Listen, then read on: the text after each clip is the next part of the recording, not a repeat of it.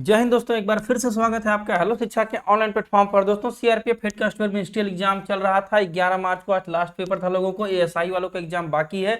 लगातार एनालिसिस आपके लिए लेकर आता रहा हूं और उम्मीद है कि आगे भी आप हमसे जुड़े रहेंगे और हम आपके लिए बेहतर से बेहतर एनालिसिस लेकर आने का प्रयास करेंगे। एनालिसिस का मेन मकसद दोस्तों मेरा होता है कि आपका स्टैटिक जीके आपको याद करवा दूं, परीक्षा में आने वाले स्टैटिक जीके याद करवा दूं। क्वेश्चन तो जो मिलते हैं सो मिलते ही हैं, क्योंकि ये क्वेश्चन मेमोरी बेस्ड होते हैं।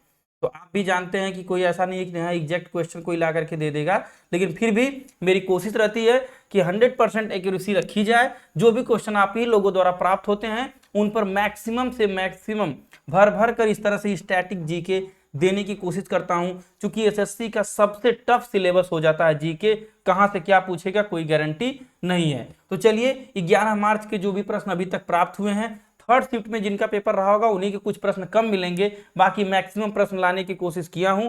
सारे प्रश्न और उनसे संबंधित एक्स्ट्रा फैक्ट, यह वीडियो उतना ही इंपॉर्टेंट है एमटीएस और सीएचएसएल वालों के लिए भी, क्योंकि टीसीएस जो भी परीक्षाएं करा रहा है दोस्तों, सब क्वेश्चन इधर से उधर घुमा रहा है। और सीएचएसएल का भी जल्द ही मैं लेकर एनालिसिस आने वाला हूं। अब एक ही एग्जाम में थोड़ा सा व्यस्तता हो जाने की वजह से अन्य पर फोकस नहीं कर पाता आदमी, लेकिन फिर भी अभी सीआरपीएफ का काम लगभग लगभग हो चुका है। इसमें एएसआई वाला एग्जाम बाकी है लोगों का, उसका भी एनालिसिस आएगा। अब जो है अगले आगे से आपको मैराथन क्लास सीएचएसएल की देखने को मिलेगी, जितने भी आल शिफ्ट में हुए उनका प्लस डेली एनालिसिस। तो चलिए शुरू करते हैं आज की वीडियो। आज की क्लास में क्या है दोस्तों, सबसे पहले देखिए पहला प्रश्न, 2022 के अनुसार सबसे गरीब राज्य कौन सा है। तो ये मैं पहले भी बता चुका हूं दोस्तों, कई बार बताया था। जिन लोगों ने मेरा एनालिसिस लगातार देखा होगा वो लोग इसको सही जरूर किए होंगे। तो which is the poorest state according to the 2022। Bihar दोस्तों सबसे गरीब राज्य में आता है 51% के साथ साथ, 51.9 के साथ साथ। यहाँ मैंने मैप लगाया है, झारखंड 42 पे, उत्तर प्रदेश 37 पर, और मध्य प्रदेश की बात करें तो 36 पर, मेघालय की बात करें तो 32 पर।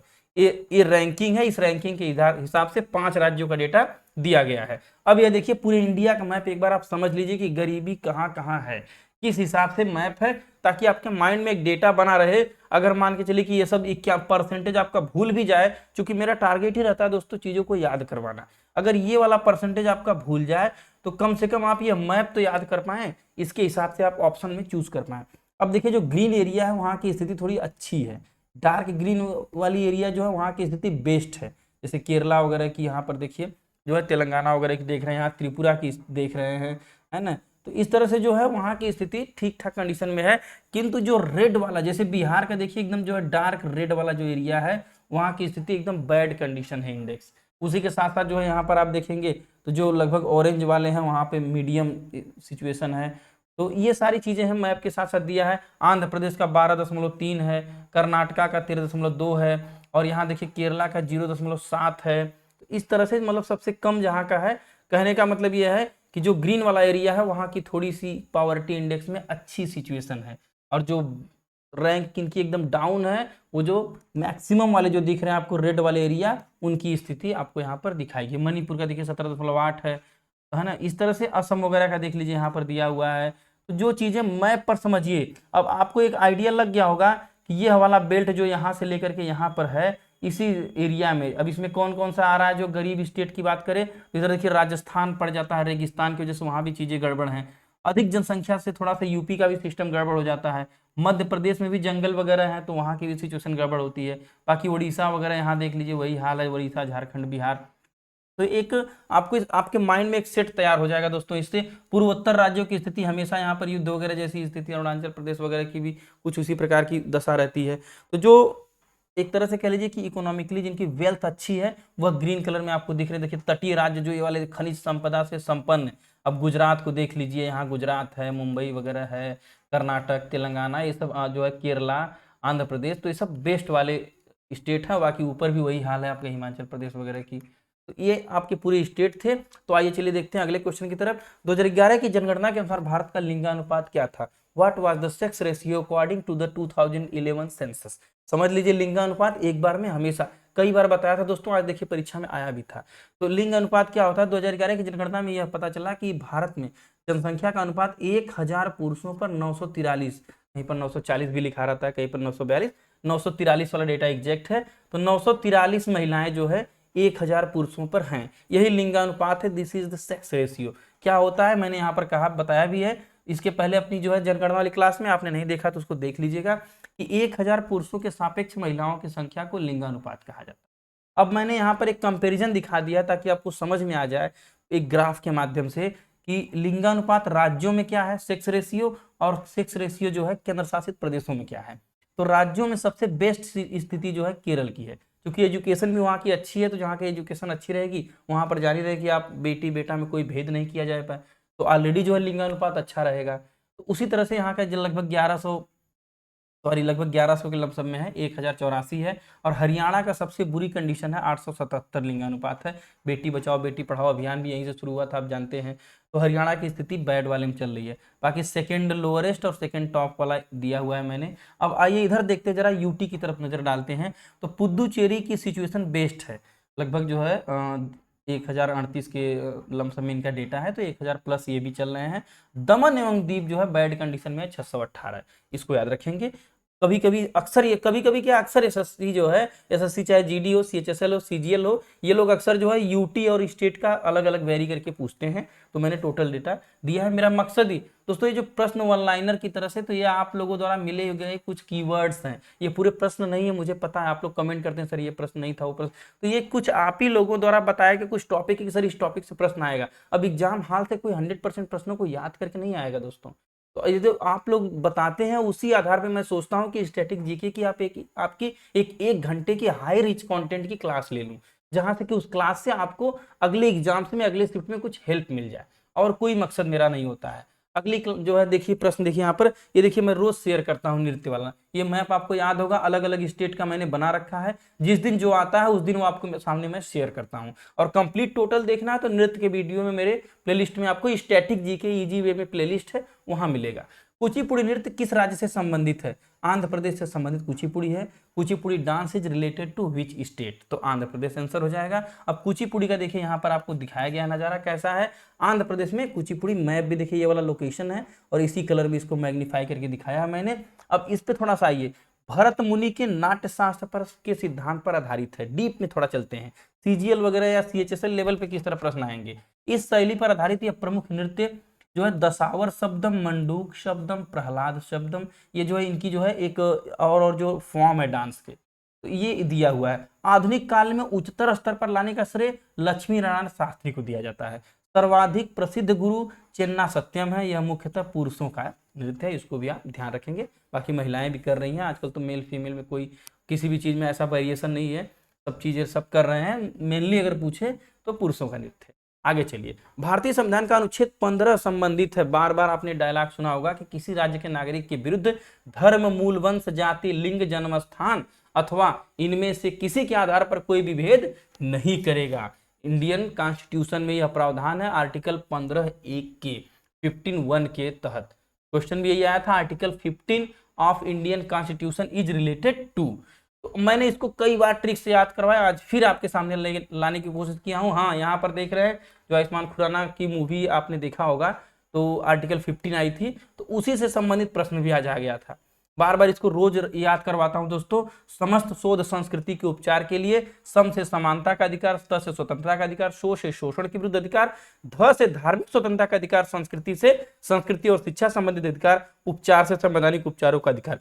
फिर से बोलिए मेरे साथ, समस्त शोध संस्कृति के उपचार के लिए अनुच्छेद 14 से 18 समानता वाला, 19 से 22 स्वतंत्रता का, 23 से 24 शोषण का, 25 से 28 धर्म की बात की गई है, 29 से 30 में संस्कृति और शिक्षा की बात की गई है, और 32 तो संविधान की आत्मा, संवैधानिक उपचारों का उपचार, 5 तरह के रीटे वगैरह ये तो यहाँ पर दिया ही है। ये पूरे अनुच्छेद एक ट्रिक के माध्यम से क्लू लेने की कोशिश आप करिएगा, क्योंकि देखिए मेनली तो आपको पढ़ना ही पड़ेगा, लेकिन ट्रिक क्या करता है कि चीजों को एक बार सेटल कर देता है। मतलब आप कंफ्यूज रहते हैं तो उस कंफ्यूजन को दूर करने का तरीका है। पूरी स्टडी ट्रिक पे कभी करने की कोशिश मत करिएगा, परीक्षा में आप ये तक भूल जाएंगे कि यह ट्रिक किसका है। लेकिन अगर स्टडी आपकी बेस स्टडी हुई है तो ट्रिक के माध्यम से आप चीजों को पकड़ लेंगे, थोड़ा सा ये हेल्प करेगा कीवर्ड के माध्यम से।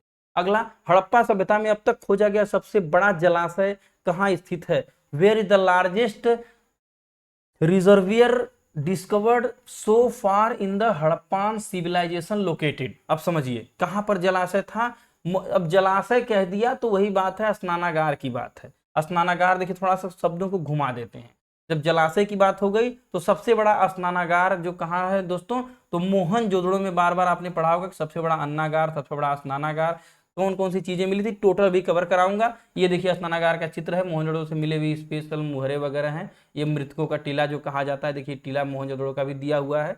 तो आइए थोड़ा सा मोहनजोदड़ो संबंधित एक्स्ट्रा फैक्ट को इलोबरेट करके देखते हैं कैसे क्या है चीजें। अब तक का सबसे प्रसिद्ध स्थल है विशाल सार्वजनिक स्नानागार, जिसका जलाशय दुर्ग टीले में स्थित है। यह ईंटों के स्थापत्य का एक सुंदर उदाहरण है। बेस्ट जो है क्वालिटी की ईंटें लगाई गई हैं। 11.88 मीटर लंबा व 7.01 मीटर चौड़ा व 2.43 मीटर गहरा। तो खैर इतना डीप नहीं पूछेगा, ये आपको याद करने की जरूरत नहीं है। फिलहाल आप ये जानिए कि लगभग 11/7 का ये है। खुदाई के दौरान इस शहर के बारे में कई जानकारियां प्राप्त हुई। इनमें से क्या क्या प्रश्न पूछता है, सब बड़ी बड़ी इमारतें अगर पूछे तो आप मोहनजोदड़ो ट्रिक लगा दीजिएगा। सबसे बड़ी इमारतें, बड़ी इमारतें, बड़ा जलाशय, बड़े अन्नागार, स्नानागार, जलकुंड जो आज पूछा था देखिए। मजबूत दीवार वाले घर मोहनजोदड़ो में मिले थे। सुंदर चित्रकारी देखिए जो यहाँ पर दिखाया मैंने, मोहनजोदड़ो में एक सिंह वाला जो सांड था, यूनिकॉर्न जिसको बोलते हैं, मोहनजोदड़ो में मिले थे। धातु के बर्तन, मूर्तियां, ईंट, तरासे हुए पत्थर भी बहुत सारी चीजें यहाँ पर मिली थी। तो जो इंपॉर्टेंट है मैंने वो दिया था। इन्हीं से प्रश्न बनता है दोस्तों। एक्स्ट्रा फैक्ट है क्या क्या, एक बार फिर से रिपीट कर दूं ताकि आपके माइंड में सेट हो जाए। धातु के बर्तन, मुद्राएं, मूर्तियां, ईंटें, तरासे हुए पत्थर, स्नानागार, अन्नागार माने एक कह लीजिए कि बाथरूम और एक स्टोर रूम, इस तरह की चीजें यहाँ पर सबसे बड़ी बड़ी मिली थी। आइए article number 20 is related to, अनुच्छेद 20 संबंधित है। भारतीय संविधान का अनुच्छेद 20 अपराधों के लिए सजा के संबंध में संरक्षण देता है। माने आपने कोई, अब समझिए आम भाषा में, घर की भाषा में, छोड़िए जो लिखा है उसको छोड़िए, मतलब आपने या किसी व्यक्ति ने, सॉरी आपका उदाहरण बिल्कुल नहीं, आप एक स्टूडेंट हैं और आप ऐसा कोई अपराध नहीं करेंगे। तो कोई व्यक्ति अगर कोई अपराध करता है तो अपराध में क्या होता है कि अपराध करने के बाद भी अपराधी को भी हमारा संविधान कुछ संरक्षण देता है कि उसके साथ भी एकदम बर्बरता नहीं की जाएगी। उन्हीं संरक्षणों का प्रावधान अनुच्छेद 20 में किया गया है। जैसे क्या क्या है, मतलब अपराधी को भी लाभ है। देखिए हमारा संविधान अंशतः लचीला, अंशतः कठोर है। अगर पूछा जाए कैसा, इसमें हर किसी के लिए कुछ न कुछ लाभ की चीजें भी बनाई गई हैं, तो कुछ न कुछ जो है मनहाई भी है, कुछ न कुछ रुकावटें भी हैं। तो इस तरह से है। तो जो अनुच्छेद 20 में क्या है कि अपराध से संबंधित सजा में संरक्षण है। क्या है, एक आरोपी व्यक्ति को, चाहे वह नागरिक हो या विदेशी, को मनमानी या अत्यधिक सजा के खिलाफ 3 प्रकार की सुरक्षा दी गई है।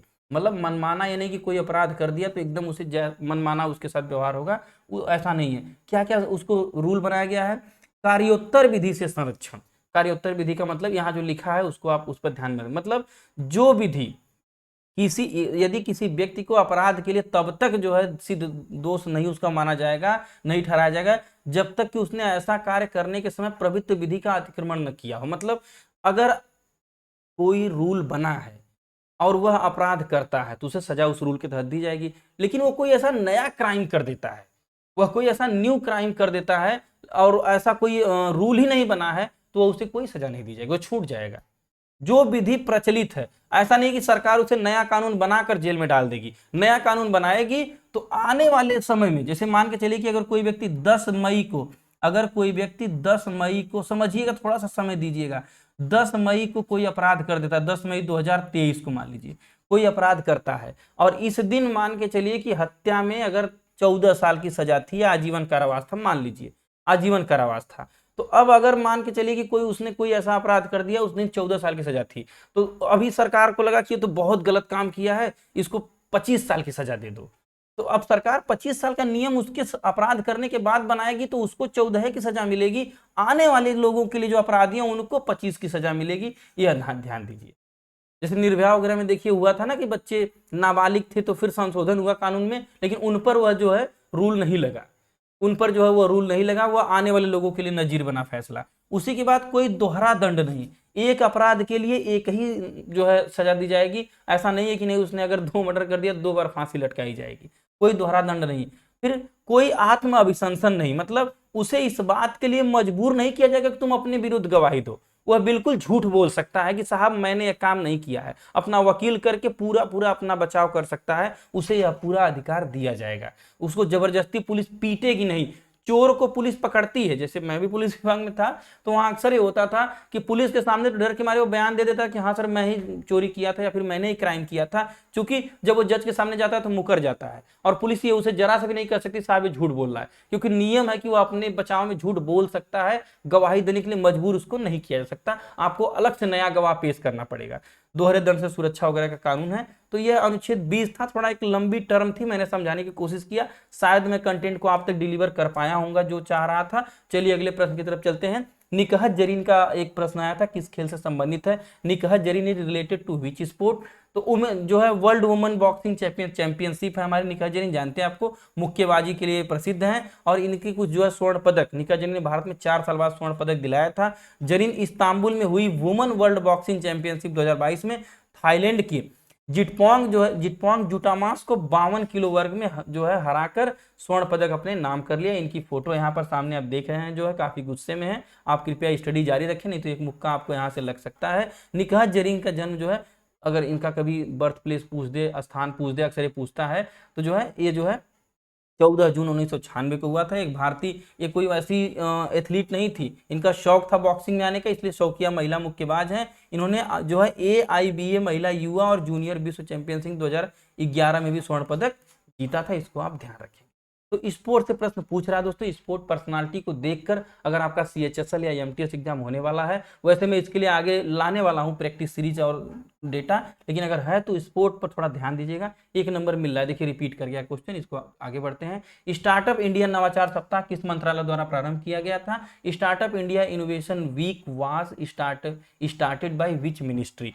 तो पूरा एक पोस्टर लगा दिया हूं ताकि पोस्टर देखिए आपके माइंड में एक सेट बने। बाकी तो उत्तर तो आपने कई जगह सर्च करके देखा होगा, कई जगह मिला भी होगा। 10 से 16 जनवरी 2023 तक स्टार्टअप इंडिया के बारे में जो है वाणिज्य और उद्योग मंत्रालय के तहत उद्योग संवर्धन और आंतरिक व्यापार विभाग द्वारा स्टार्टअप इंडिया जो है वीक सेलिब्रेट किया गया। अब होता क्या है कि अब समझिए, block your dates the biggest startup event, ये समझिए इसको। स्टार्टअप इंडिया हैशटैग की बात करें तो क्या था दोस्तों? स्टार्टअप इंडिया इनोवेशन सप्ताह, माने एक तरह से कह लीजिए कि चीजों को आविष्कार करने का, इनोवेट करने का सप्ताह मनाया गया। इसकी थीम क्या थी यह ध्यान दीजिएगा, यहाँ पर देखिए दिया हुआ है, ड्रीम क्रिएट और इंस्पायर।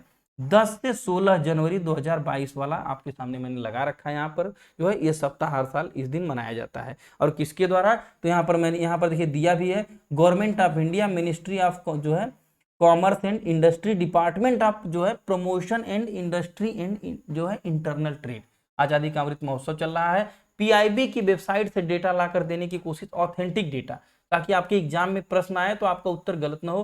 कोशिश तो 100% एक्यूरेट देने की रहती है दोस्तों, फिर भी कहीं न कहीं मानवीय भूल हो जाती है। तो उसके लिए आप लोग हमेशा जो है कमेंट बॉक्स में बातचीत आप लोगों से हमारी होती रही। जैसा कि आप देखते हैं हम लाइव भले नहीं आ पा रहे, लेकिन आपके हर कमेंट का रिप्लाई करते हैं। आपको कोई प्रश्न है या कोई प्रश्न आया था जिसको मैंने शामिल नहीं किया तो उसका कमेंट करिए, वीडियो को लाइक करिए तथा कुछ दोस्तों तक दोस्तों शेयर करिए, सब्सक्राइब भी कर दीजिए चैनल को। आप पढ़ते रहिए, आपकी पढ़ाई में लगातार मैं आपके साथ जुड़ा रहूंगा, ऐसा नहीं है। जो भी एग्जाम्स है, जितनी भी एग्जाम्स है, हमेशा जुड़ा रहूंगा उसके साथ। ऐसा नहीं कि नहीं केवल CRPF की एनालिसिस तक ही आपके साथ हूं।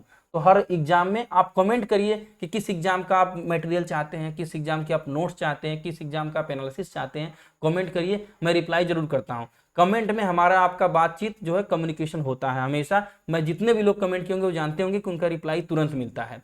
भारतीय संविधान का अनुच्छेद 114 संबंधित है article 114 of Indian constitution is related to. तो 114 में समझ लीजिए क्या है, थोड़ा सा ध्यान दीजिएगा स्क्रीन पर आप। 114 के अनुसार सरकार संसद से अनुमोदन प्राप्त करने के बाद ही संचित निधि से धन निकाल सकती है। मतलब कि अगर किसी सरकार को, या मान के चलिए वर्तमान में जो है हमारी नरेंद्र मोदी सरकार है, तो इनको कोई धन निकालना है तो संसद से परमिशन लेना पड़ेगा, ऐसा कहा गया है संचित निधि से धन निकालने के लिए अनुच्छेद 114 में। निकाली गई धनराशि का उपयोग वित्तीय वर्ष के दौरान खर्च पूरा होने के लिए जो है, खर्च पूरा करने के लिए किया जाता है। अब इसका सिस्टम क्या है, सरकार द्वारा संचित निधि से जो है रकम निकासी को मंजूरी दिलाने के लिए संसद में प्रस्तुत विधेयक को विनियोग विधेयक कहा जाता है। मतलब कि अब अनुमति कैसे लेगी, कोई पूछ तो लेगी नहीं कि भैया निकाल लें, ऐसे तो पूछेगी नहीं। वो एक विधेयक लाएगी, विधेयक के माध्यम से जो है लोकसभा में सबके रखेगी संसद के सामने, संसद में लोग उसको कहेंगे हाँ हाँ इसको पास किया जाता है। तो उस विधेयक का नाम क्या होगा? उस विधेयक का नाम दोस्तों विनियोग विधेयक होगा। जैसे बजट में चीजों की घोषणा कर दी जाती है, लेकिन बजट से पैसा नहीं निकल जाता है, इतना करोड़ दिया, 200 करोड़ दिया, किसी को कुछ नहीं मिलता है।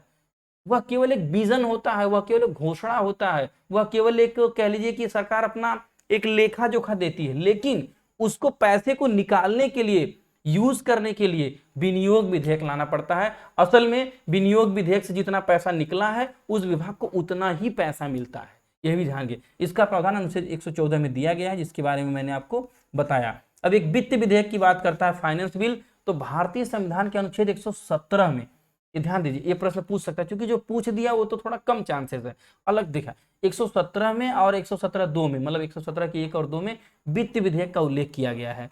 ऐसे विधेयक जिसका संबंध जो है वित्तीय मामले से होता है वह वित्त विधेयक कहलाते हैं।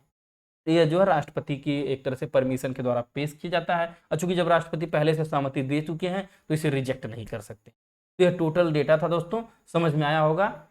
तो जय हिंद लिखिए कमेंट सेक्शन में। अगला जो है जय हिंद लिखिए और लाइक करिए। आपका लाइक, आपका जय हिंद, आपका वीडियो को शेयर करना, सब्सक्रिप्शन, यही हमारी फीस है दोस्तों, यही हमें मोटिवेशन देता है। हम एक 1.5 2 घंटे तक रिकॉर्डिंग करना, उसके पहले इस कंटेंट को तैयार करने में जो है एक लंबा 3 से 4 घंटे 5 घंटे, ताकि सही एक्यूरेसी के साथ हाई रिच ग्राफिकल कंटेंट आप तक पहुंचे, यह मेरा प्रयास रहता है। तो आप भी तो मेरे लिए कुछ सपोर्ट करिए। आपका सब्सक्राइब करना, आपका लाइक करना, आपका कमेंट करना मुझे मोटिवेशन देता है कि हाँ, लोगों को मेरी चीजें पसंद आ रही हैं। आगे चलिए, सहर्ष योजना किस राज्य में प्रारंभ की गई थी? Saharsh scheme has been started in which state? Tripura की यह स्कीम है। यह स्कूलों में जो डेवलपमेंट के लिए जो एक पायलट प्रोजेक्ट शुरू किया गया था सहर्ष, इसके बारे में एक शिक्षक की पुस्तिका है जो बच्चों के समग्र विकास के साथ साथ सामाजिक और भावनात्मक कल्याण पर ध्यान केंद्रित करती है। तो उत्तर इसका त्रिपुरा रहा होगा। मतलब सहर्ष योजना का प्रश्न आया था, यह ध्यान दीजिए। त्रिपुरा का मैप यहाँ पर लगाया हूँ। असम इधर है, मिजोरम इधर है, बांग्लादेश इधर है, बांग्लादेश इधर भी है, मतलब मैक्सिमम बांग्लादेश के साथ घिरा हुआ स्टेट कौन सा हमारा है? त्रिपुरा। यह देखिए त्रिपुरा का मैप आपके सामने है। अब कुछ ऐसी योजनाएं जो आप तक, जैसे जिनका आपने कम जिन्हें सुना होता है, उनको थोड़ा हम दिखा दें, क्योंकि ऐसी योजना पूछ रहा है घुमा फिरा के। फेमस योजना तो पूछ नहीं रहे हैं, जान रहे हैं कि प्रधानमंत्री योजना, पीएम किसान योजना, आयुष्मान योजना सब लोग रट लिए हैं, तो ये खोज रहे हैं छोटी छोटी लोकल योजनाएं। तो आइए देखिए, जो है मेरा मास्क मेरी सुरक्षा योजना मध्य प्रदेश का, अब ये अलग ही योजना है, जानते रहिए। मुख्यमंत्री राशन आपके द्वार योजना मध्य प्रदेश की, ऐसी योजना पूछ रहे हैं।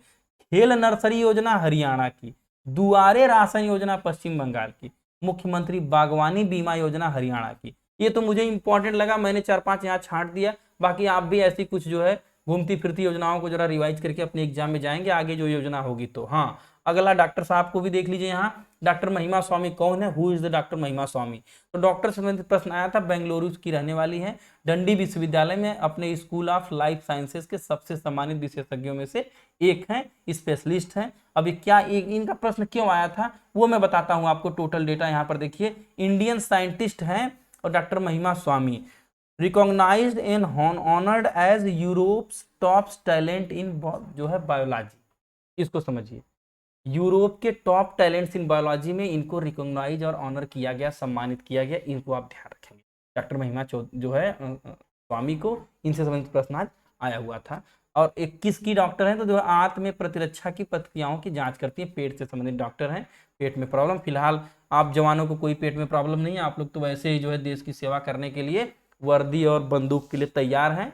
जिनको है उनके लिए फिलहाल ये हैं। लेकिन आप अगले प्रश्न की तरफ चलिए।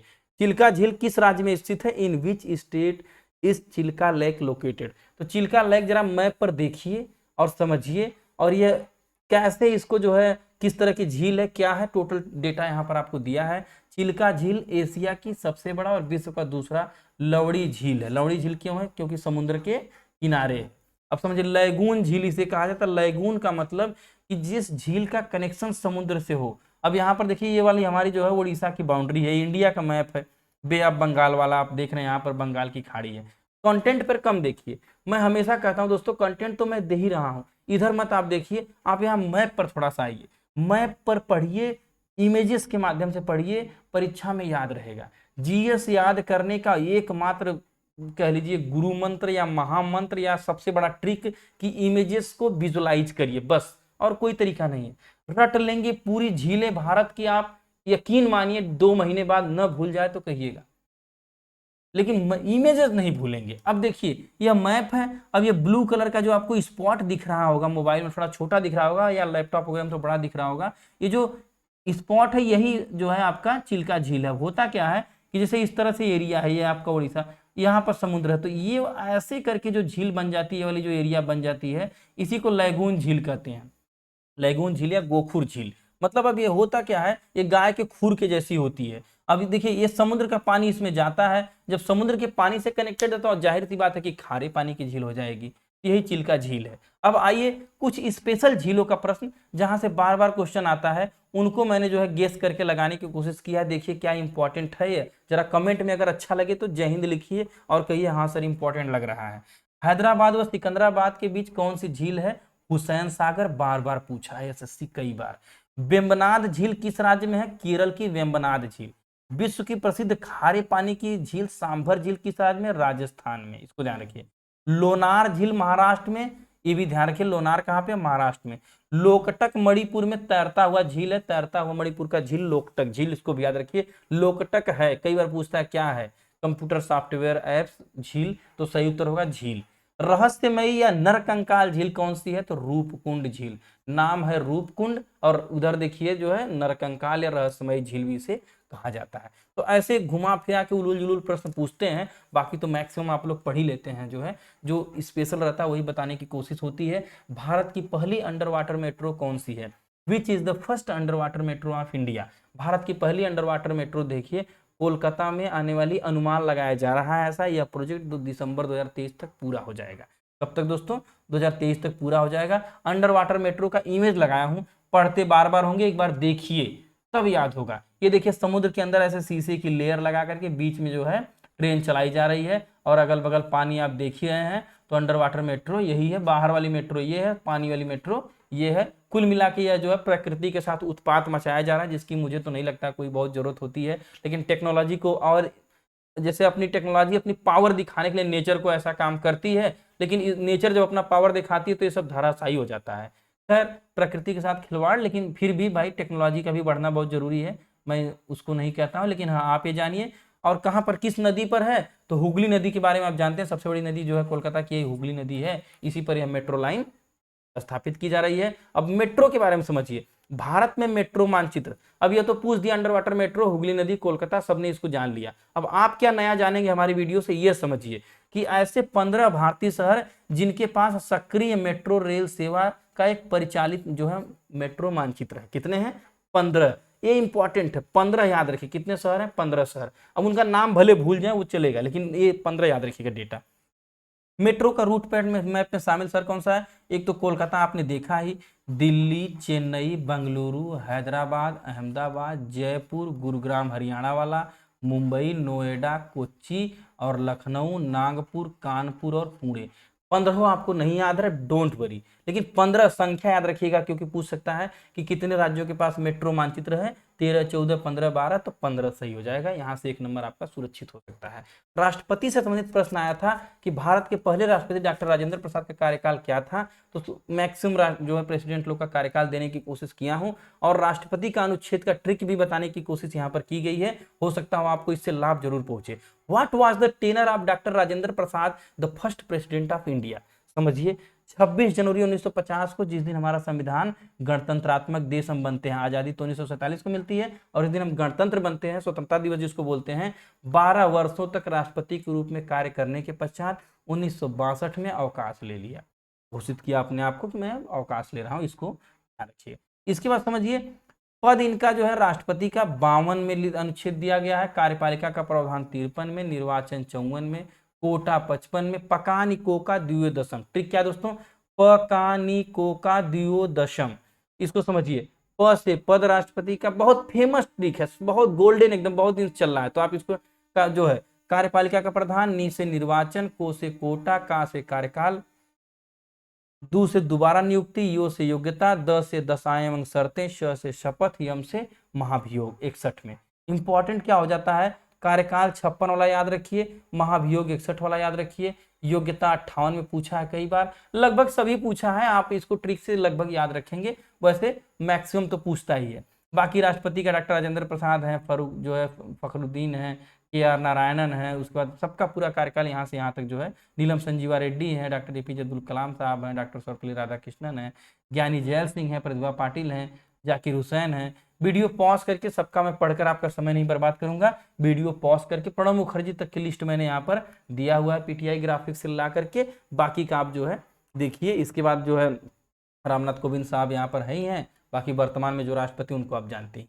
तो टोटल डेटा यही था दोस्तों। अगला प्रश्न जो है, मोती मस्जिद किस शासक ने बनवाया था? Which ruler build the Moti Masjid? तो मोती मस्जिद मुगल बादशाह शाहजहां द्वारा बनवाई गई एक मस्जिद है और इसी नाम से पाकिस्तान में भी एक स्थित है। जो भी ऑप्शन में रहा होगा वो सही होगा। अब दीवाने आम, दीवाने खास, दीवाने खास महल, मुस्ताद बुर्ज, ये पूरा चीज यहाँ पर मैंने दिया है डेटा, इसको आप एक बार देख लीजिए। दीवाने आम में जैसे 1627 ईस्वी में आगरा के किले में संगमरमर से बनवाई गई शाहजहां की पहली इमारत थी, ये इंपॉर्टेंट है। बनवाया तो मुगलों ने बहुत कुछ, लेकिन जो इंपॉर्टेंट है वो देने की कोशिश है। दीवाने खास और मोती मस्जिद भी देखिए, इसका निर्माण जो है 1654 में हुआ था, जो आज प्रश्न में पूछा हुआ था। इसके बाद खास महल है, शीश महल भी पूछा है, शाही स्नानागार भी है, नगीना मस्जिद भी पूछा गया है। तो ये इंपॉर्टेंट डेटा यहाँ पर दिया गया है, जो मुगलों की स्थापत्य कला का एक जो है उत्कृष्ट उदाहरण है। और ये इमेज मोती मस्जिद का आपके सामने है। अगला प्रश्न देखिए, 1290 से 1320 तक किस वंश का शासन था? जो लोग भी मेरा एनालिसिस रोज देख रहे होंगे उन लोगों को यह प्रश्न मिला होगा दोस्तों, बहुत इंपॉर्टेंट प्रश्न। गुलाब खिले तो सांस लो, गुलाम वंश, खिलजी वंश, तुगलक वंश, सैयद वंश, लोदी वंश। गुलाब माने गु से गुलाब, खी से खिलजी वंश, तो से तुगलक वंश, से सैयद वंश, लो से लोदी वंश। ट्रिक क्या दोस्तों? गुलाब खिले तो सांस लो। 1206 से 90 तक गुलाम वंश, खिलजी वंश 1290 से 1320 तक जो आज पूछ दिया था, और तुगलक वंश 1320 से 1414, और सैयद वंश 1414 से 51, और 1451 से 26 तक लोदी वंश, जब तक बाबर नहीं आया था। 1526 में बाबर आ जाता है, और उसके बाद जान ही रहे हैं कि बाबर वाला युद्ध शुरू हो जाता है। पानी पिया खाना खाया चंद वाला मैंने ट्रिक बताया है आपको, ये मैं कई बार बता रहा था दोस्तों, हर एनालिसिस में इससे प्रश्न मैं करा रहा था। और आज इस चार्ट से, ये जो चार्ट था पूरा मैं रन कराया हूँ, सेम यही चार्ट जो लोग पुराने होंगे जानते होंगे मेरे चैनल पे कि CRPF में मैंने लगातार यह करवाया है, और इस चार्ट से रोज एक एक प्रश्न पूछा हुआ है। तो यह उत्तर था इसका, 1290 से 1320 ईस्वी खिलजी वंश का शासन था। अगला प्रश्न है, ICAR ने किसके साथ मिलकर H9 और H9N2 वैक्सीन बनाई है? आफ्टर, ये देखिए यहाँ पर ट्रांसलेशन है, दूसरे क्वेश्चन का लग गया है। राष्ट्रीय उच्च अनुसंधान प्रयोगशाला भोपाल जो है, जिसका निषाद शॉर्ट फॉर्म है, के वैज्ञानिकों की ओर से जारी इस वैक्सीन की मदद से बर्ड फ्लू के साथ H9N2 जैसे कई संक्रामक से मुर्गियों और मुर्गी पालकों को भी काफी राहत मिलेगी। यह वैक्सीन बनाई गई किसके द्वारा? राष्ट्रीय उच्च सुरक्षा अनुसंधान प्रयोगशाला ICAR और निषाद द्वारा, यहाँ पर जो है निषाद द्वारा, वो आपको ऑप्शन में दिया होगा, उससे आप संबंधित आपने समझा होगा। तो मुर्गियों का जो भी बीमारी जो आया था बर्ड फ्लू, उसी की वैक्सीन के बारे में प्रश्न आया हुआ था। अगला प्रश्न आपके सामने है, गौतम बुद्ध ने अपना पहला उपदेश कहाँ दिया था? Where did Gautam Buddha give his first sermon? दोस्तों अगर कंटेंट पसंद आ रहा हो तो प्लीज सब्सक्रिप्शन दीजिए, अपना लाइक करिए, कमेंट में हमें एक मोटिवेशन दीजिए। आप जय हिंद बस लिखिए और कुछ नहीं लिखिए, केवल जय हिंद लिखिए, मुझे लगेगा कि आपको पसंद आ रहा है। सारनाथ में गौतम बुद्ध ने अपना पहला उपदेश दिया था, यहीं से उन्होंने धर्म चक्र परिवर्तन प्रारंभ किया था। आज मुझे पता है कि मैक्सिमम लोग का एग्जाम हो चुका है, शायद इस वीडियो पर कम रिस्पॉन्स आएगा, लेकिन फिर भी मेरा टारगेट है कि अगर कोई 2 व्यक्ति भी इस वीडियो को पढ़ रहे हैं, 2 लोग भी मेरे वीडियो का इंतजार कर रहे हैं, तो उनके लिए मुझे वर्क करना है। व्यूज से नहीं मतलब है, 200 व्यूज, 1000 व्यूज, 10,000 व्यूज, किसी किसी मेरे एनालिसिस पे 22 27 हजार व्यूज हैं, मुझे उनसे मतलब नहीं है। मुझे चैनल से जुड़े हुए हर एक व्यक्ति के कमेंट पर वीडियो बनाना, हर एक स्टूडेंट की जरूरतों को पूरे करने की कोशिश मैं कर रहा हूं, क्योंकि मैं खुद एक विद्यार्थी हूं। मैं कई सारे प्लेटफॉर्म पे जो है पढ़ता था, देखता था, कमेंट करते रहता था, मैं जैसी चीजें चाहता था मुझे नहीं मिलती थी, क्योंकि बड़े बड़े जब प्लेटफॉर्म हो जाते हैं तो कहीं ना कहीं छोटे कमेंट्स को या स्टूडेंट्स को उतना ध्यान नहीं दे पाते हैं। लेकिन हमारी कोशिश है कि मैक्सिमम हम आपसे जुड़े, स्टूडेंट से जुड़े, ताकि हम आपके लिए वो चीजें दे पाए जो आपको जरूरत है। तो बुद्ध का जो है प्रथम उपदेश जो है सारनाथ, से ऋषि पत्तनम भी कहते हैं, वाराणसी में है, आप जानते हैं इसको, वहीं पर इन्होंने दिया था। बोध गया वगैरह में इन्हें ज्ञान की प्राप्ति हुई थी, कुशीनारा में इनका महापरिनिर्वाण वगैरह हुआ था, ये सारी चीजें जानते रहिए। अब समझिए कुछ सिंबल, कमल का जो है इनका बर्थ का सिंबल है, घोड़ा का जो है महाभिनिष्क्रमण, घर छोड़ने का सिंबल है, ग्रेट डिपार्चर, और ज्ञान की प्राप्ति बोधि वृक्ष है, इनलाइटमेंट जिसको बोलते हैं। फर्स्ट धर्म चक्र परिवर्तन चक्र का सारनाथ में जो चक्र लगा हुआ अशोक वाला उसका परिवर्तन, फर्स्ट सेरेमनी जो इन्होंने दिया था, और महापरिनिर्वाण कुशीनारा में लेटी हुई मुद्रा में जो है बुद्ध की मूर्ति, महापरिनिर्वाण। यह पूरे इनके जीवन की पूरी घटनाओं का इंपॉर्टेंट डेटा जहां से प्रश्न आता है। यह केवल एक फोटो नहीं है दोस्तों, इस फोटो में कम से कम 5 से 10 प्रश्न छिपे हैं जो पूछता है बार बार। चलिए अगले प्रश्न की तरफ चलते हैं। खेलो इंडिया यूथ गेम्स किस राज्य में आयोजित किए गए? तो Khelo India youth games were organise in which state? तो अब समझिए, नई दिल्ली पहली बार खेलो इंडिया यूथ गेम्स का पूरा डेटा 2018 में खेलो इंडिया यू स्कूल गेम्स की शुरुआत की गई थी, और इसी का नाम 2019 में बदलकर खेलो इंडिया यूथ गेम्स कर दिया गया। यह समझिए बात को। अब होता क्या है, अब इस बार 5वां, शायद कई लोग बोल रहे थे कि कौन सा संस्करण पूछा था, तो मैं वो भी दे रहा हूं। 5वां खेलो India youth games 2023 Madhya Pradesh और नई दिल्ली के 8 शहरों में लगभग 11 अलग अलग स्थानों पर जो है आयोजित किया गया था। महाराष्ट्र 56 स्वर्ण पदकों के साथ जो है पहला स्थान, हरियाणा 41 स्वर्ण पदकों के साथ दूसरे स्थान पर था। यह आपके सामने पोस्टर दिया हुआ है ताकि आपको याद करने में सहूलियत हो। अगला जो देखिए, नील कुरिंजी किस भौगोलिक क्षेत्र में स्थित है? In which geographical region is the Neel Kurinji situated? तो नील कुरिंजी एक पुष्प होता है जिसका फोटो यहाँ पर लगाए हैं। नील कुरिंजी दक्षिण भारत के पश्चिमी घाट से के 1800 मीटर ऊंचे 16 घास के मैदानों में बहुतायत में उगने वाला एक पौधा है। अब आप कहेंगे कि बहुत सारे फूल हैं, केवल नील कुरिंजी क्यों पूछ रहा है? तो यहाँ देखिए लिखा हुआ है कि 12 साल में एक बार खिलता है, इसलिए इसका करंट अफेयर बनता है। समझिए, इससे एक सीख मुझे आज बहुत बड़ी मिली दोस्तों। मैं जब इसको तैयार कर रहा था तो मुझे लगा कि इतने सारे पुष्प हैं, इतने सारे पौधे हैं, सबका नहीं पूछता है। बहुत खास इनकी सुंदरता भी आपको नहीं दिख रही होगी, जड़ी बूटियों में मतलब प्रयोग होते ही हैं। मैं नहीं कर रहा हूं कि वैल्यूएबल नहीं है, लेकिन मेरे कहने मतलब कि इससे सुंदर सुंदर पुष्प उगते हैं और खत्म हो जाते हैं, उनका करंट अफेयर नहीं बन रहा है। इनका करंट अफेयर बन रहा है सिर्फ यही देखिए 12 साल। मतलब जहां पर आप बार बार दिखते हैं, चाहे अपने दोस्तों के साथ, चाहे रिश्तेदारों के साथ, चाहे कहीं पर भी आप बार बार वहीं जो है दिखते हैं, तो आपकी वैल्यू कम रहती है। लेकिन आप अपने काम में बिजी रहते हैं और एक स्पेशल तरीके से सफल होकर लोगों के बीच में आते हैं, तो आपकी वैल्यू बढ़ जाती है। यही ये पुष्प आपको मैसेज देने की कोशिश कर रहा है, समझिएगा। 12 साल में एक बार उगता है तो न्यूज में दिखाया जाता है, खबरों में दिखाया जाता है। तो वही हाल है कि हमेशा फालतू का घूमना, लोगों के घर जाना, यहाँ वहाँ समय बर्बाद करना, दोस्तों के साथ पार्टी फंक्शन, मौज मस्ती, चाय पीना, ये सब चीजें छोड़ करके एक बार आप पढ़ाई को लेकर के एकदम समझ लीजिए कि क्वारंटीन हो जाइए अपने घर में, केवल किताबों को लेकर के, और फिर कुछ दिन बाद निकलिए और उन्हें दिखिए और बोलिए कि अब भैया नील कुरिंजी आ चुका है, अब बताओ। ये हाल है। थोड़ा सा मोटिवेशन मटेरियल देने की कोशिश कर रहा था। अगला देखिए, 13 ताली किस राज्य का नृत्य है? 13 ताली is the dance of which state? अब यह जो है राजस्थान का प्रसिद्ध लोक नृत्य है। अब ये क्या ही कहूँ, हार्ड प्रश्न बनाने का तरीका ये सब है। अब ये कौन सा बहुत बड़ा फेमस है कि लोग इसको याद रख लेंगे? लगभग तो मुझे लग रहा है कि गलती हुआ होगा लोगों को, लेकिन फिर भी यह राजस्थान का है दोस्तों। कठिन प्रश्न इन्होंने बनाया। अब राजस्थान का आप लोग याद करते होंगे, जो मैं बार बार याद करवाता हूँ, घूमर है, घुंगला है, गरबा है, गोगा है, तेजा है, ये सब फेमस है, इनको लोग याद करते हैं। लेकिन 13 ताली, स्त्रियां अपना जो है पूरा कई तरह के वस्त्र पहन के जो है 13 तरह के मंजीरे बांध करके इस नृत्य को करती हैं, इसलिए इसको 13 ताली नृत्य कहते हैं। कुछ क्षेत्रीय नृत्य राजस्थान के बम नृत्य, ढोल नृत्य, डांडिया नृत्य, डांग नृत्य, बिंदौरी, अग्नि, चंद, डफ और गिद्दड़। याद रखिए, क्या किया जाए दोस्तों, इतना डेटा देने का मेरा भी मन नहीं करता है जो आपको याद करने में दिक्कत हो, लेकिन जब ये एसएससी प्रश्न ही ऐसे पूछ रहा है तो एक बार आप याद पढ़ लीजिए। हो सकता हो एग्जाम में आपको कोई बात तो मेरी क्लिक कर जाए जो वो प्रश्न आप सही कर पाए। अगला प्रश्न है, कांग्रेस की स्थापना में कितने लोग शामिल थे? How many people were involve in the establishment of Congress? ये उस समय का एसडी कैमरे से ली गई फोटो है दोस्तों, 108 मेगापिक्सल वीवो वाला। चलिए ध्यान दीजिए, भारतीय राष्ट्रीय कांग्रेस की स्थापना 72 प्रतिनिधियों की उपस्थिति में 28 दिसंबर 1885 को मुंबई के गोकुलदास तेजपाल संस्कृत विश्वविद्यालय में हुई थी। यह लाइन बड़ी मतलब कह लीजिए कि इंपॉर्टेंट है। इसको, इस लाइन में एक एक प्रश्न घुसे हुए हैं एक एक शब्द में। मेरा यह कहना है कि इस लाइन को ऐसे ही आप याद करिए।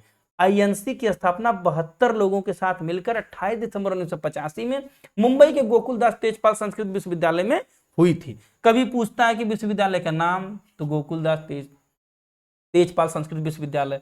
सन पूछ देगा 1885, डेट पूछे 28 दिसंबर, व्यक्ति पूछे 72। तो यह पूरी लाइन को एक बार में याद कर लीजिए, 5 प्रश्न तैयार रहेंगे, कोई न कोई एक टकरा जाएगा। संस्थापक या महासचिव या जनरल सेक्रेटरी एओ ह्यूम अंग्रेज थे, और उस समय डफरिन था, आप जानते हैं। कलकत्ते के व्योमेश चंद्र बनर्जी को अध्यक्ष नियुक्त किया गया था, ये भी आप जानिए। बाकी इमेज है, इसमें सब लोग बैठे हुए हैं, कहाँ पर कौन है पहचान करके बताइए आप कमेंट करके। आपको एक इमेज के माध्यम से वहां तक पहुंचाने की कोशिश कर रहा हूं कि आप जान पाए कि क्या नजारा था।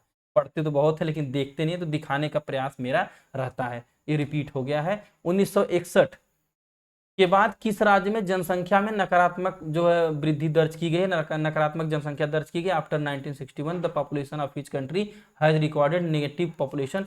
लोग बहुत ज्यादा मर रहे हैं पैदा होने की तुलना में, मतलब कहने का दोस्तों स्थिति चाइना की। अब इसको खराब कहें कि अच्छी कहें अलग है, आप इसको जज करिए। चीन की आज प्रश्न है, चीन में जो है जनसंख्या घट रही है, नकारात्मक वृद्धि दर्ज की गई है। घटेगी क्यों नहीं, सांप छछूंदर बिल्ली सब खा जाएंगे तो मरेंगे ही। चलिए अगले प्रश्न की तरफ चलते हैं। VCIP क्या है? तो वीडियो एक कह लीजिए कि वीडियो के माध्यम से केवाईसी करने का एक सिस्टम है। बाकी डेटा आपके सामने है कि बैंकों और गैर बैंकिंग वित्तीय संस्थाओं द्वारा वीडियो केवाईसी की इस प्रक्रिया से video based computer identification process, अगर पूछे आपका कि इसका फुल फॉर्म क्या है, तो जो है customer identification process, sorry computer मैंने पढ़ दिया, कस्टमर आइडेंटिफिकेशन प्रोसेस, कस्टमर को एक आइडेंटिफाई करने का एक तरीका है वीडियो के माध्यम से, वीडियो बेस्ड इसका नाम है। SBI में कभी आप योनो वगैरह से खाता खोलेंगे तो उसमें आपको देता है, जो लोग अगर यूज किए होंगे तो जानते होंगे। बाकी यहाँ पर मैंने इमेज लगाया, देखिए अब यह है भैया अपना वीडियो से फोटो खींच करके अपना वीडियो KYC करके अपना खाता खोल रहे हैं, बैंक जाने की जरूरत नहीं है, ऑनलाइन सर्विस है। कैसा लगा दोस्तों आपको कंटेंट? ये टेलीग्राम चैनल स्कैन करिए, ज्वाइन करिए, तथा वीडियो अगर अच्छा लगा हो तो लाइक कमेंट में जय हिंद लिखिए और हमें अपनी प्रतिक्रिया दीजिए कैसा लगा। मैं रिप्लाई करूंगा। किस कंटेंट पर आप वीडियो चाहते हैं, कौन सा टॉपिक आपका तैयार नहीं जिस पर आप जो है डेटा चाहते हैं, उस पर मैं उपलब्ध करवाऊंगा।